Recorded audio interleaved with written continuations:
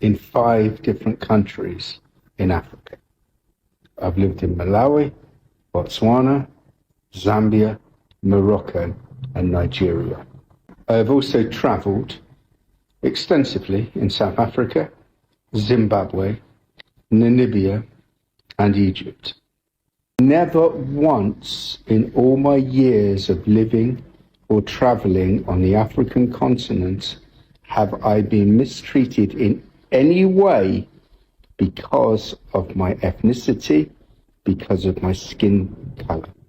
And this is in spite of the fact that I come from a country who are guilty for some of the worst colonial crimes ever inflicted throughout human history.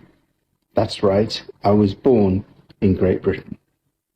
And without doubt, the British and the French committed the greatest atrocities across the continent of Africa.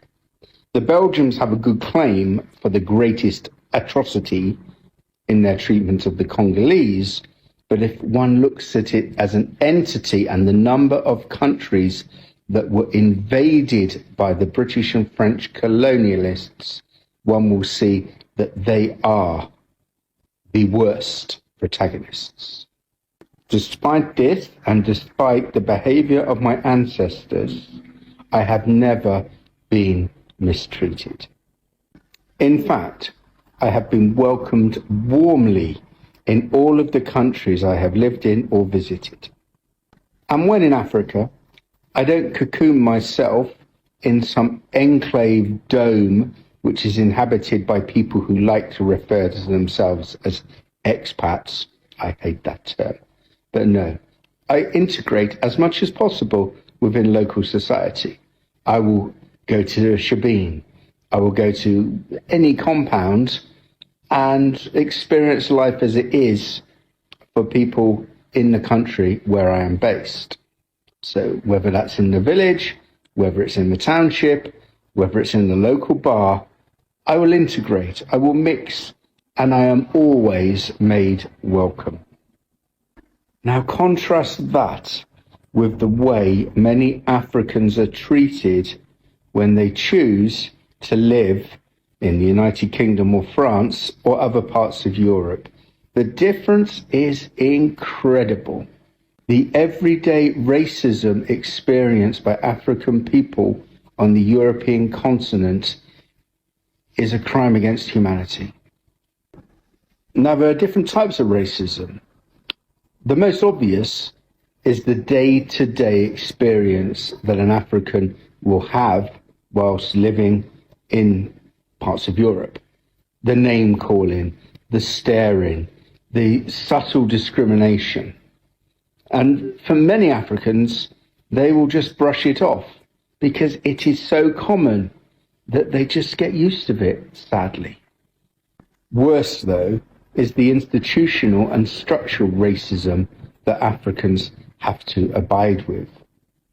The restrictions on their movements, the fact that most passports emulating from the African continent will only allow Africans to travel visa-free to a handful of countries.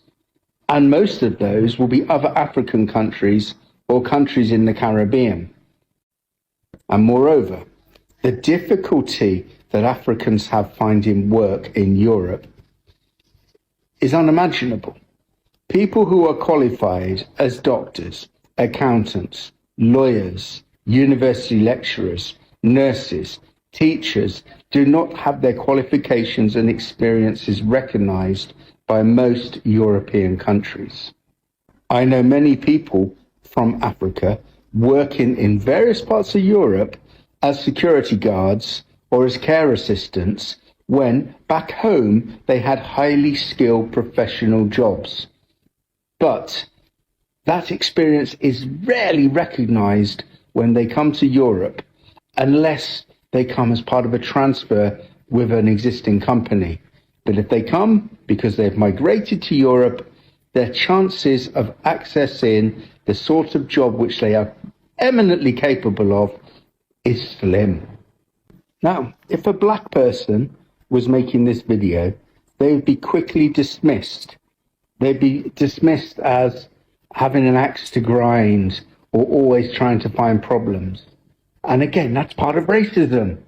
The fact that I can speak because of my white privilege means that I have a duty to do so, not because I'm married to an African woman or because I have many African friends, but because I like to think I'm a decent human being who appreciates the value in every person on our planet. Yes, it is the irony for me, isn't it? It is ironical that they visit Africa, they get treated